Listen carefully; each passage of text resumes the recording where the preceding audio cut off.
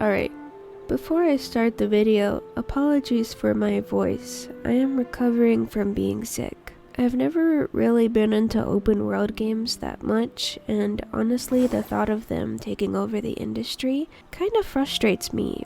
So I've been hesitant about trying out Infinity Nikki. I pre-registered the game actually, but I never actually got down to playing it because there was just something about knowing that it was an open world gacha game that kind of admittedly turned me off. Like, there was a point in my life during like the pandemic when I did like get really into playing Genshin for a little bit, like not to the point where I was like spending money on it, but I was spending like quite a lot of time playing Genshin, and it got to a point where I sat with myself and I was like, I'm not having fun anymore, why am I doing this? And I don't really want Infinity Nikki to be that, because it just looks so fantastic and beautiful, and I just want it to actually be really good, so I've been like slightly scared. I've watched a few videos from other content creators about Infinity Nikki, and it seems like people are enjoying it, so that's a good sign. But I decided that now is a better time than ever to actually give the game a good try before placing any more of my judgment on it. I haven't been feeling the greatest, like physically or mentally, for like a little bit now. I'm actually still getting over like a literal illness that I've unfortunately caught right as the new year started. Additionally, I've been pretty like disappointed with the new fashion games that have released recently, to the point that I've started developing my own fashion game in order to satisfy my own creative needs. So overall, my 2025 has started on like a low point where I feel like I'm like picking up the slack where the world is like failing me. But Infinity Nikki's inviting atmosphere seemed comfortable enough for me to try out while I'm still recovering. I guess you could call me like a gacha veteran. I've been playing gacha games since like 2014, like before Genshin Impact was like a thing. So I'm well aware that gacha and open world games are particularly extremely popular and trendy right now, so it makes sense that most of the new IPs and old franchises alike all seem to want to evolve into a game like this. And I don't know, just not really enjoying open world games that much in general. Like, I've gotten more used to them since they're just so dang popular now, so I can sit down and have a good time with it, but I still wouldn't say it's like one of my favorite genres. But it's just a little bit disheartening, you know? And I think a lot of people might resonate with me there, that they're feeling a little burnt out on the whole open world thing. But then again, Infinity Nikki is an open world fashion dress-up game, which is something I think has never been done before, to my knowledge. Correct me if I'm wrong, but it's pretty intriguing. I actually vibe with this concept of like different magical outfits giving you different abilities, but it's like the fact that this mechanic is tied to a gacha game that has me like still a little hesitant about it in general. And contrary to popular belief, I'm actually used to gacha games, and I know how to have restraint with them so that I don't spend like tons of money on them. Like, first of all, I'm not spending money I don't have on in-game currency, but I know many other people struggle with like holding back, like people with addictive personality types. So that's a little problematic, but I guess everyone and everything is somehow problematic in 2025, but let's move on. Also, it makes sense that this is an open world gacha game because that's what's very popular, right? So if this is one of the only ways that companies are seeing that high budget feminine dress-up games can be profitable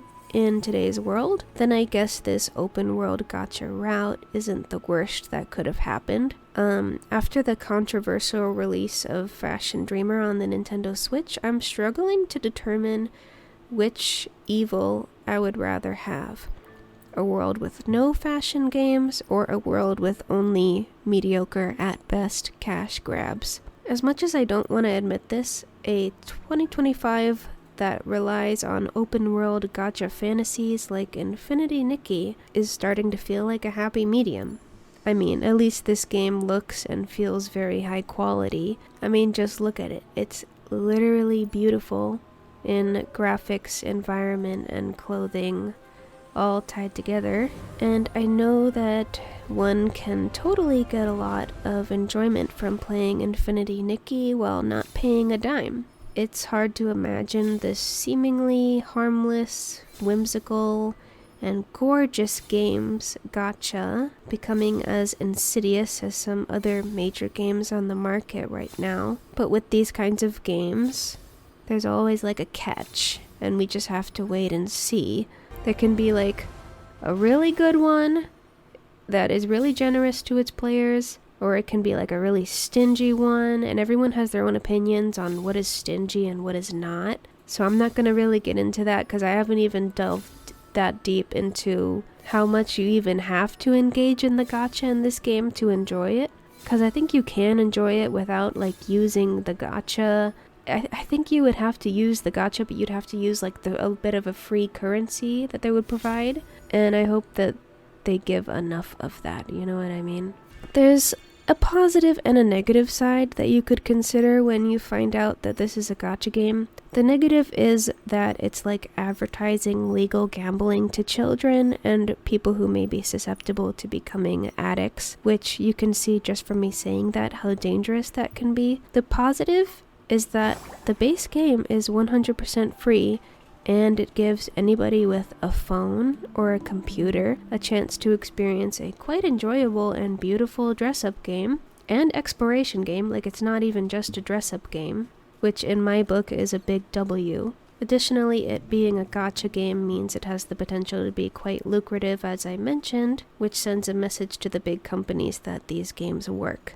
And by these games, I mean feminine-leaning games or feminine targeted games, but they don't work simply because they're a farming sim with like a safe art style, as some companies seem to believe. They work because they combine aspects of other successful titles like Animal Crossing, Atelier, Zelda, Mario. They provide options, exploration, characters, dialogue, intrigue, and it's all enveloped here in Infinity Nikki in the world of fashion and expressing oneself. Also, I have heard whispers of how the Nikki series lore can get quite intense, so sometimes the game will give me like a little bit of whiplash when they bring up something really melodramatic like an old war or something, but it reminds me of how many young girls tend to like sprinkle darkness and drama into their own creative stories, like when we wrote them as children, so I actually find it pretty apt. Another thing I just like about this game is that it's like they marketed it as being like a cozy game,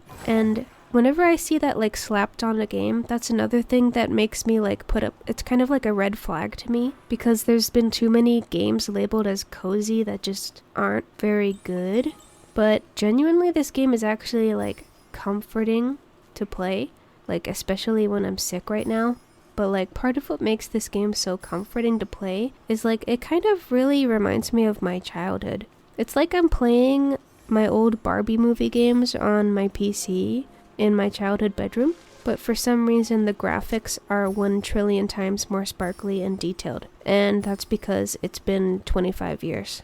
Anyways, the mischievous, talking, fluffy animal sidekick, the pink flowy dresses, the notion that wearing the perfect outfit can give you the power to do anything and you can become anything you desire to be. It's all very early 2000s Barbie. It's giving Fairytopia, Barbie and the Magic of Pegasus, Barbie of Swan Lake.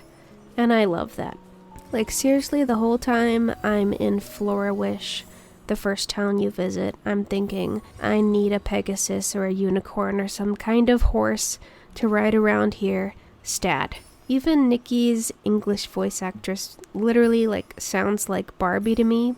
I know it's in a different form than the DVDs and physical media that I'm used to, but I still feel a little warm inside, thinking that there might be some young people out there who will grow up to be nostalgic for Infinity Nikki. Another aspect that makes this game super relaxing to play is its sound design and music. It all sounds very soft, and it matches perfectly with like the gentle winds and flowing greenery that spreads across the game's world. And I think the low lighting during the nighttime portion of the game is like the comfiest so far that I've noticed. And like being able to look up and see the stars in the sky, very comfortable. I haven't actually played any of the Nikki games in the series before this, but if I know anything about them, I know that they know how to stick to their theming. The environments and clothing alike mostly similarly fit this like elegant pastel princess theme that it seems like many other fashion games want to try and imitate. Personally, I also really enjoy alternative fashion styles and pops of color and contrast in my clothing, and I'm hoping that more clothing of this nature can be added. Unfortunately, it seems like they would likely be behind some kind of paywall, but I guess we'd have to see. Also, I can still see the developers preferring to maintain this dainty theming they have going on. I mean, they've been sticking to that since like, 2012? And the clothes that are meant to be colorful and bold may still appear muted and dulled to me. However, I know it's like hard to please everyone, and I can still have a nice time with pastel muted tones. It's just a personal thing that I miss in fashion games. Does anyone else think the 4-star outfits are low-key like better design-wise than the 5-star dresses? It may be because I'm so used to these like sparkly flowy dresses. Call me spoiled, I know. But like it just feels like there's more motifs and details going on in the 4-star outfits other than the, don't get me wrong, very impressive sparkles and rhinestones trailing all around the 5-star dresses. So that's actually nice, you know, that it's more likely for me to get like a really nice 4-star outfit that I will really enjoy. Also, I think it's a little funny how when you preview the 5-star outfits, Nikki will do like a little twirly dance and some whimsical music will start playing, and it just sweeps me off my feet and like makes me stare at it even harder. It's very me gaze. So these are just my initial thoughts as I start playing Infinity Nikki, and in a world that seems to be growing more and more evil, a game like this that celebrates femininity rather than shutting it down is appreciated. I haven't seen any indication that the game uses AI or anything icky besides the whole gacha thing just yet, so let me know if I'm wrong on that, but as usual, I'm taking what I can get in this world, hoping that this game will be successful, and once again hoping that it'll show companies that feminine people are worth marketing to as well. As a side note, the dog in this game is so cute. Let me know down in the comments your thoughts about Infinity Nikki so far, and if you'd like to add me, my user ID seems to be very much apparent in the bottom left of the screen, and I'll put it in the description as well. And I encourage all of you to try to mask up during this flu season if you can.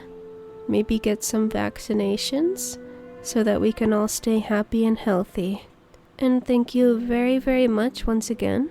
Have a great night.